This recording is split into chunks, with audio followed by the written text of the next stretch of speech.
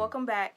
Today's video is entitled Fatal Distraction, and it's from an episode of Living Single titled Fatal Distraction. And we're just gonna chill. I got on comfy clothes today. We're just gonna talk about the episode and some of the things that happen in it and how that applies to our life as single people. So stay tuned because it's story time.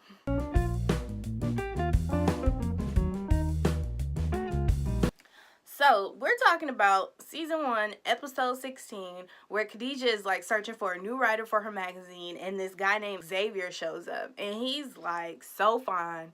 Everybody in the office is like completely distracted when he walks in because he's tall, he's well put together, he had on his suit, had a little swag to him, so he's like in everybody's mind the perfect candidate for this position.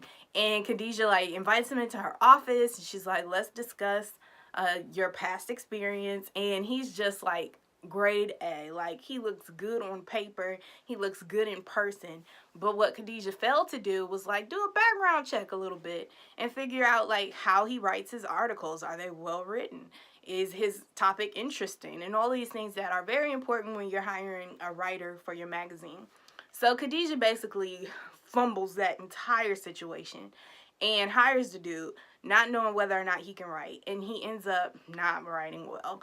And she actually, if you watch the episode, you know she thought he was like feeling her or whatever, so she went in for a kiss, but he wasn't feeling her like that, so he didn't kiss her back. So it kind of got under her skin a little bit, and it hurt her feelings because she thought she was about to have a little boo thing.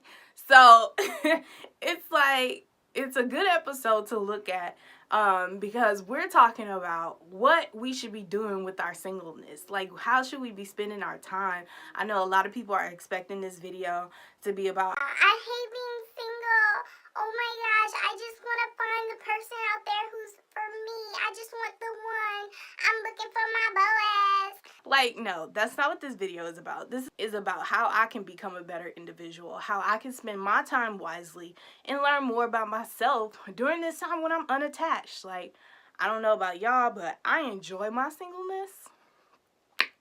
Child, I love not having to be accountable for somebody else. Like, I know that day is gonna come when I have to be, but right now it's like, enjoy doing you, boo. Like, if I don't want to come home, I ain't gotta come home. But a lot of people are struggling, trying to figure out, well, I can't find anybody to date long term, and I'm not really enjoying my life right now, so I'm gonna try to help you figure out ways to better enjoy your life.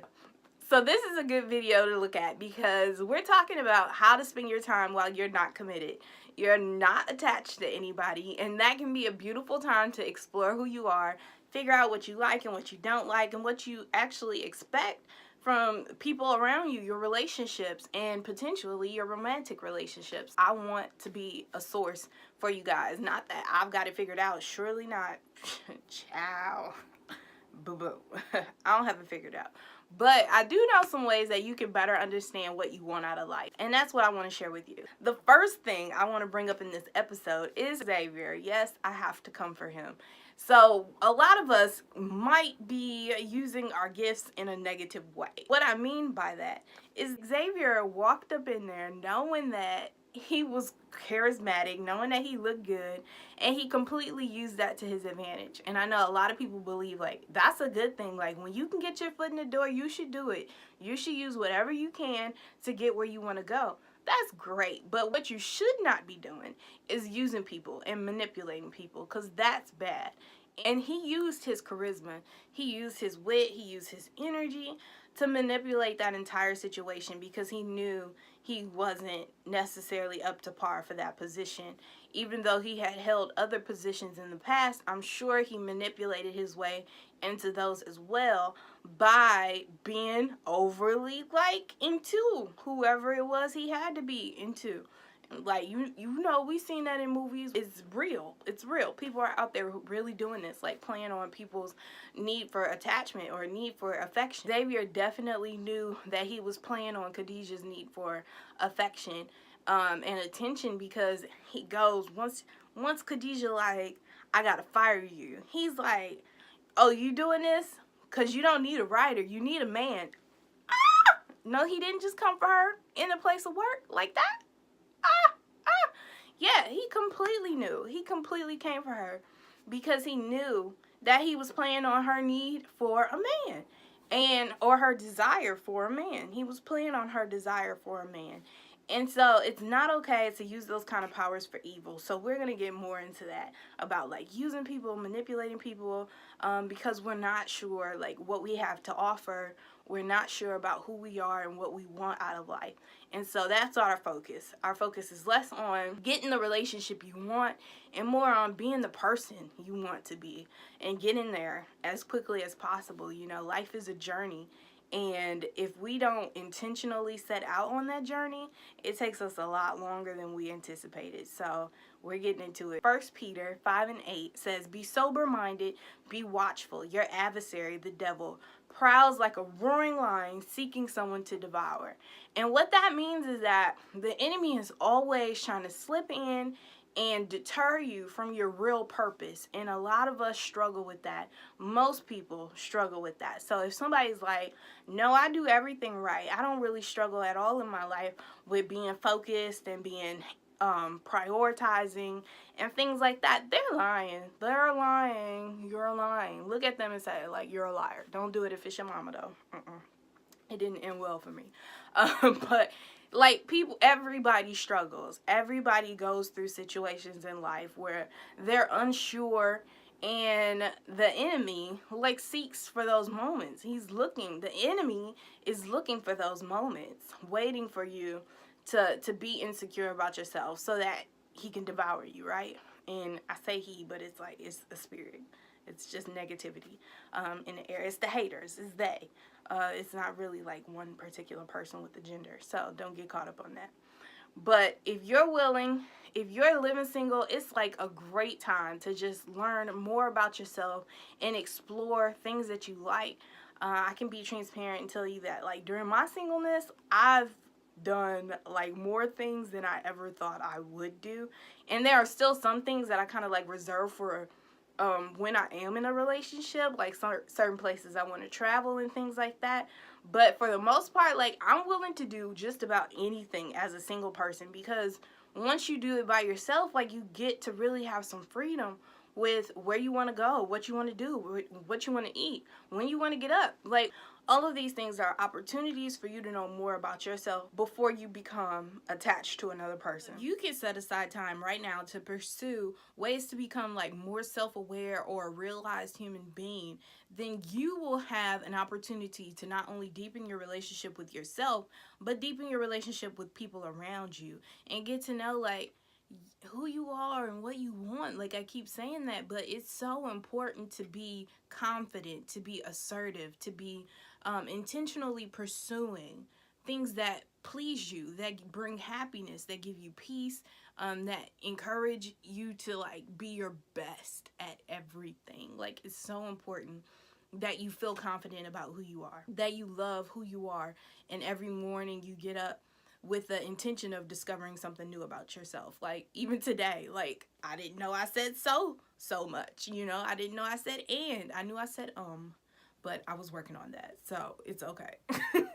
But even those little things like that, like I like to brush my teeth after I put on my clothes and my makeup and I comb my hair. And my sister's like, that's a problem. And I'm like, why? Like, I didn't know there was an order to brushing your teeth. Like, I didn't know that you had to brush your teeth right when you got out the shower. To me, it's a little inconvenient because I get cold and I want to put my clothes on and then I want to come back and brush my teeth before I leave, you know? It's your world. It's your world. Do what you want to do. If you're listening to this in like a space where you can actually like take time and reflect, just silently think to yourself, have I done the work to know what I want out of life? Just think about that. Like, what have I done to discover what I want out of life? Is it I've done internships, or I volunteered, or I've talked to a lot of people and heard their stories about how they've spent their life and what they've enjoyed, and now I know what I'm passionate about. I know what's calling me. Think about that. Like, most of us haven't like really set aside time to just deeply reflect on what we want out of life. It's more so of a fast pace, like this opportunity came up, this opportunity came up, and so I pursued it, and so I did it. I didn't really know if it was the right fit for me, but I didn't want to miss out on the chance to do it, so I just did it. And sometimes those opportunities are great, but sometimes those opportunities can also be a distraction from us just having that silent time and figuring out what we want. Asking yourself, have I done that work? And then ask yourself, what do I have to offer? And just think about that. Like, is it creativity?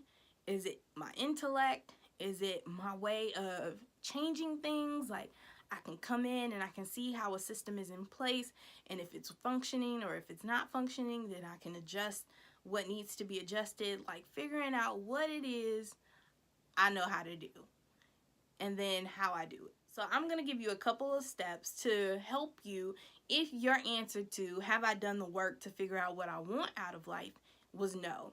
If your answer was no, then these next few steps will be very helpful for you to kind of pinpoint a starting point. Like, where should I begin on this journey of discovering what I want out of life? So the first thing I think you should do is know what you think. That's very important. You can't know where you want to go. You can't have an idea about what you can offer the world or your relationships if you don't know what you think. And what I mean by that is asking yourself, who do I admire? I know for womanhood, I would definitely say the woman who I can look up to in that regard would be my mother. Like, my mother is an example of what women should strive to be, what mothers should strive to be for me. And so I keep her in the forefront of my mind when I think about womanhood, when I think about grace and respectability and intelligence and wit and mother wit. Hello, come on, mama, show up. But like, I think of my mother, and when I think of communication, I think of Maya Angelou, who was a great orator, one of the greatest literary minds. So she's definitely somebody I think of when I think about communicating and being able to tell a story and tell a story in a way that it connects with people. When I think about scholarship and intelligence, I think of Emily Towns. Shout out to Vandy. No, I don't do that often. Emily Towns is just a great writer. Like, she's a great writer. And writing from the Black woman's experience, like, although we're different in so many ways, like, I connect with her writing. And so when I think of scholarship, I think of her. When I think of artistry, I think of music first and foremost. I think of Anita Baker, and I think of Stevie Wonder, and just the smooth, mesmerizing, like, transformative sound, and how to incorporate that like into your way of being and thinking and moving. Like, I think of myself as a music baby. Like, I was born in the funk of it. Like Cornel West says, like, in the funk of it is where I like to be. So when you think about who do you admire, just think about people around you, think about people you've read about, think about people you studied in school or people you saw in media. Like, Tiffany Haddish, I think, is a very eccentric soul, but I appreciate her transformation. You know, I appreciate her journey, and I enjoy listening to her story. So there are definitely people who you can find in media, who you connect with, who you can relate to, and know why you admire them. You know what it is about them. Just don't settle with, I like the way she sings, so I like her. Like, go deeper. Figure out what it is. Is it her lyrics? Is it her tone? Is it her willingness to be vulnerable in her music? Like, what it is about the artist or the person that you really connect with. And then start there with like listing out whatever you can determine from your relationship or your appreciation of their music. The next thing to ask yourself is, what am I willing to fight for? And that question can be so overwhelming because it's like there are so many great causes out there, like social justice, healthcare, protecting youth, animals, anything. Like, there are a lot of options when we talk about what we're willing to fight for. But the thing to do when you're focusing on that question is to really think about what moves you emotionally, ethically, and spiritually or logically. Like, focus in on, what can I really connect to? Like, what have I experienced in my life, or what did I see happen that really moved me in a deep way? and I'd like to offer some kind of assistance with that. I'd like to offer a response. I think the perfect example for me is having this YouTube channel, having a blog. I saw so many students, I saw so many people around me grieving in so many different ways, and I thought to myself, and I was asking God, I'm like, God, there's no way I can reach everybody. There's no way I can touch everybody. So how can I offer what I've learned about myself, what I've experienced, in a way that reaches everyone, that can connect with everyone? And that's a really difficult feat. But God was like, start a blog, right? Start a blog, start a YouTube channel, and just be transparent. Be who you are. I was actually listening to a video from Soulful Sunday or Soulful Sessions. What is it? Oprah's Soul Sessions kind of thing. I can't remember the exact name of it. But I was listening to Oprah speak, and she was like, I made a lot of money just being myself. And I was like, girl, you ain't lied. Tell me about it. Like, Oprah has made a lot of money just being herself. And not even in the money aspect, but I really enjoy who I am. Like, I've grown to love myself in a way that y'all won't. I love Kanye like Kanye loved Kanye, okay? That's how Sierra loves Sierra. I really have. And so it's been such a journey and such a blessing. And not in this video, but in later videos, I'll read to you some of my journal entries where I really communicated and articulated how I was frustrated with who I was and what I wanted out of life. And it's beautiful to see God like turn that around, for that entire perspective to change in such a short amount of time. Like, I'm only 28. So if I was 16, like, that's only been a little over 10 years. Like, it's amazing to see how God can change you and transform you when you submit to that will in that way. So in asking yourself what I'm willing to fight for, you open the door to discover so many things about yourself. And it's beautiful to not only discover what it is you're willing to fight for, but also uncover practical ways to address that issue or to start the fight, not physical fight. We ain't talking about throwing them hands, but what am I willing to like give my energy to? What am I willing to use my resources on? What am I willing to use my intelligence to write, So really thinking, what am I willing to fight for? And then brainstorming with that, because you'll have a list of at least like 10 things. If you're a decent human being, you'll have a list of 10 things that you're willing to really commit to, and then you just break it down from there and figure out what it is that you really want your life to be focused on. And then another question you can ask yourself is, do I feel drawn to something? And if you're a Christian, you believe in God, you might interpret this question as being, what is God calling me to, right? What is my calling? What is my purpose in life? What has God asked of me? That can be even more intimidating than asking yourself, what am I willing to fight for?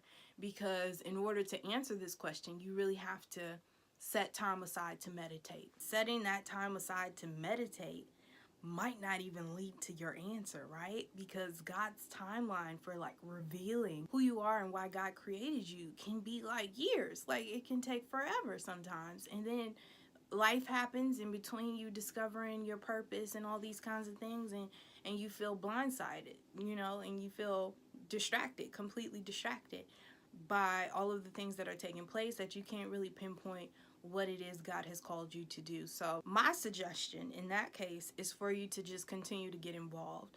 If you're a member of a church or community of faith, continue to get involved. Do as much as you can do. And be intentional about what you choose to commit to. So if you know, well, hey, I'm a teacher and I'm trying to figure out my purpose because I don't really feel like it's teaching, volunteer with some youth groups at a local church, right?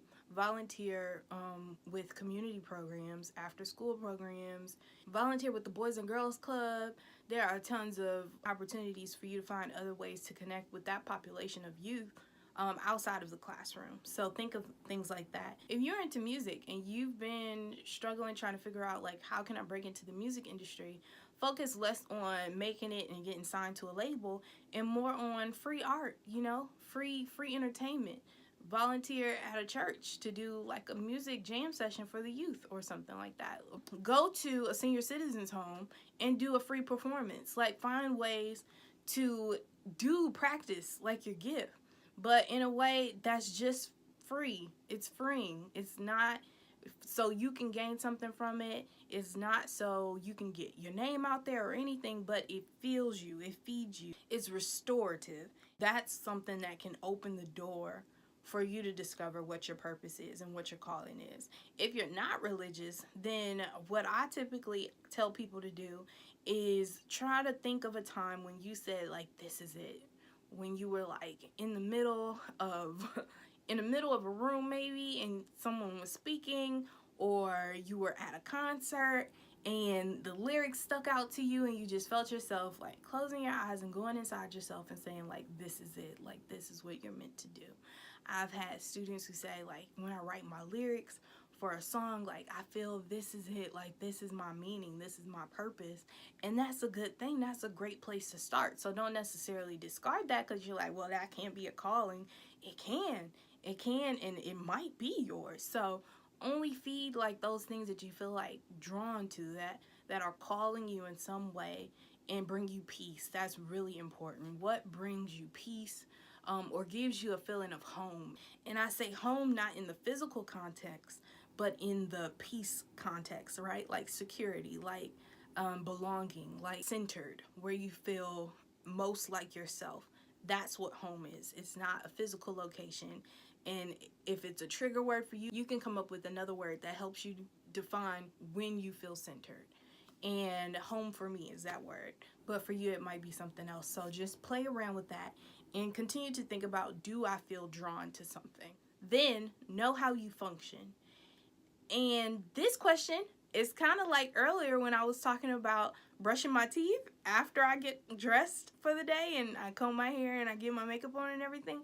Know how you function. Know how you like to do things, why you do things the way you do things. Like, guys, one of the best ways to read yourself is to do a personality test.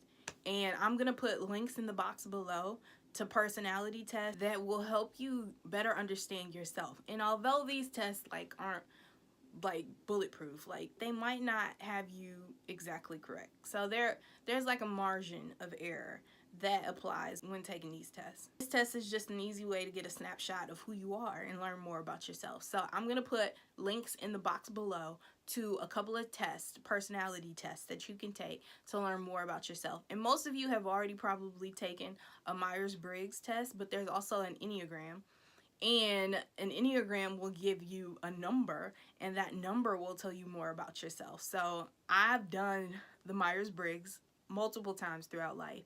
Like, I was an INFJ, now I'm an ENFJ. An ENFJ is a protagonist, and protagonists are like natural born leaders and full of passion and charisma, and they just really, they're 2% of the population, which means, like, shout out to y'all, all my other ENFJs like out there struggling. We're like politicians and coaches and teachers, which is hilarious because what am I? I'm a teacher, I'm a therapist, I am all those things. Like, at one point I was a politician too. I really was in politics. It's crazy. So going back to the episode, I'm really curious to know what Xavier's personality type was. And if you have an idea about what his personality type could be, I want you to comment in the box below and tell me. Again, that was season 1, episode 16. Other people who are ENFJs are like Oprah, Barack Obama. I think Ben Affleck is an ENFJ. And so these are people who are pretty popular. One of the most important things about an ENFJ is that we really take a great deal of pride in like guiding and teaching people and helping people succeed and thrive and flourish. So again, that would be why I would start a blog and why I would start a YouTube channel, because it allows me to encourage people to become their best self and to pursue things that are life-giving and that can help them flourish and give them peace and reassurance that they're here for a reason and they serve a purpose here on this earth. So ENFJ power all day. When it comes to the Enneagram, I'm a 3. If I had to compare like the test to talk shows, Myers-Briggs would be like Ellen and the Enneagram would be like Oprah, like interrogating, like play your life slightly, but you actually feel like it helped in some way.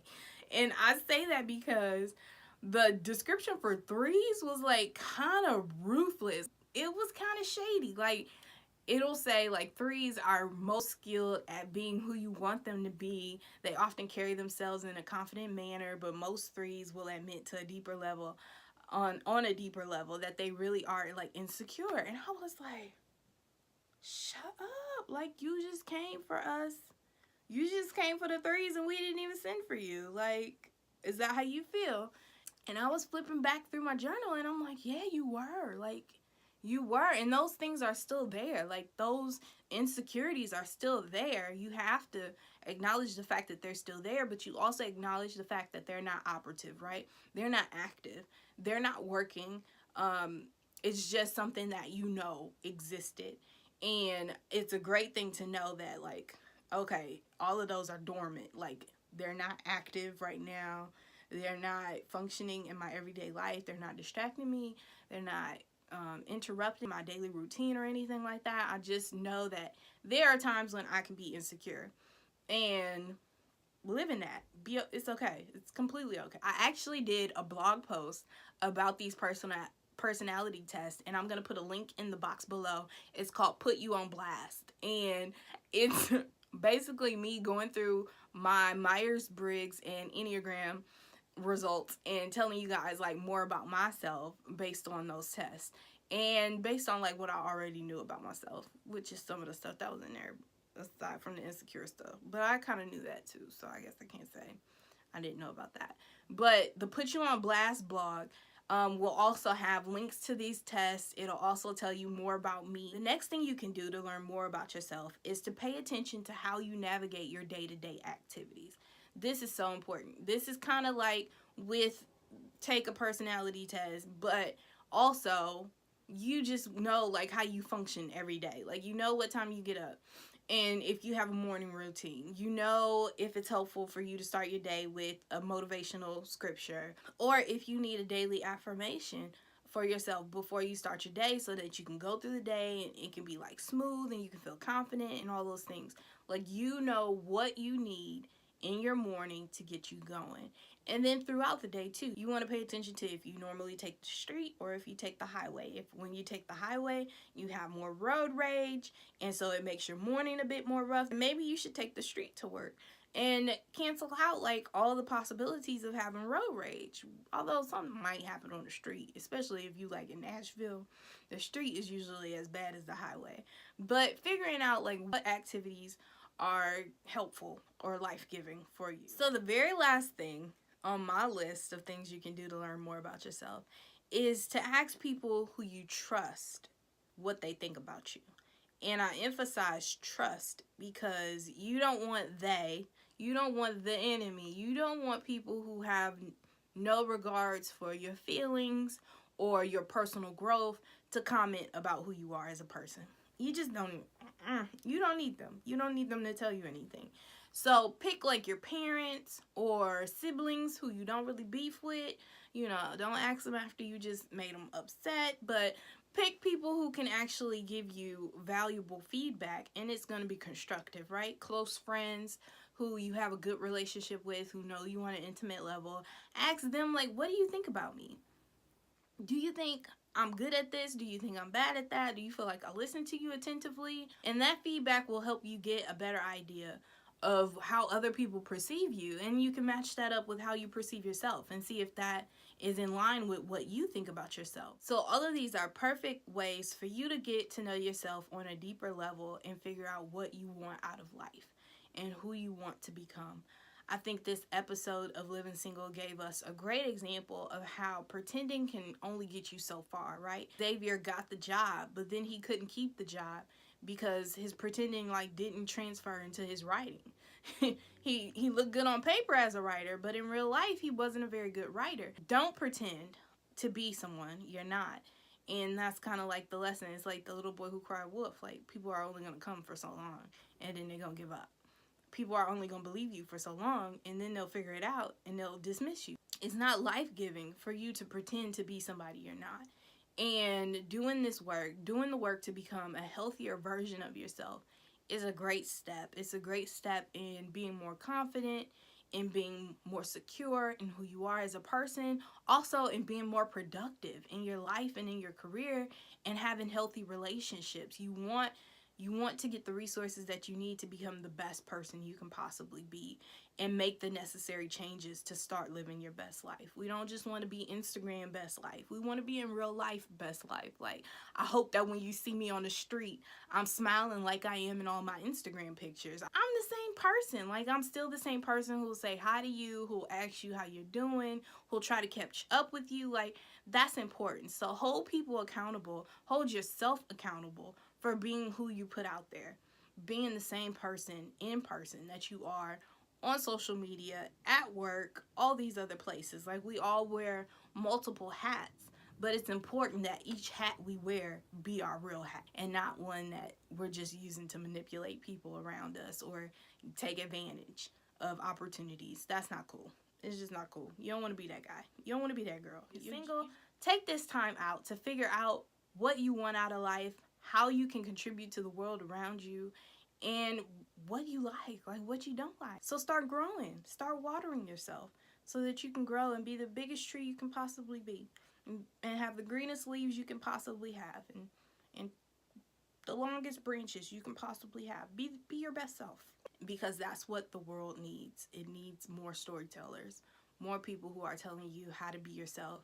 In a day and age when reality TV is an alternative reality, and facts are really alternative facts, child, we need people who can tell the truth, who can be the truth, who can represent what truth looks like. So we need you to get healthy and be you. Thank you so much for watching this video. I hope that it was helpful. I hope that something I said impacted you or triggered something in you to start discovering more about yourself in this living single age. This is only part 1 of a 3-part series on living single, so come back next Sunday for a new video about living single. I gotta stop. Bye, y'all.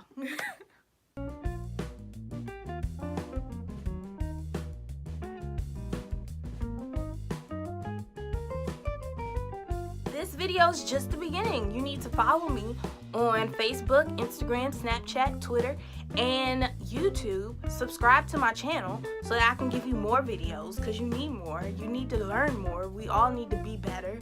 We all gotta succeed. Let's get there together. That's what story time is all about. It's story time, y'all.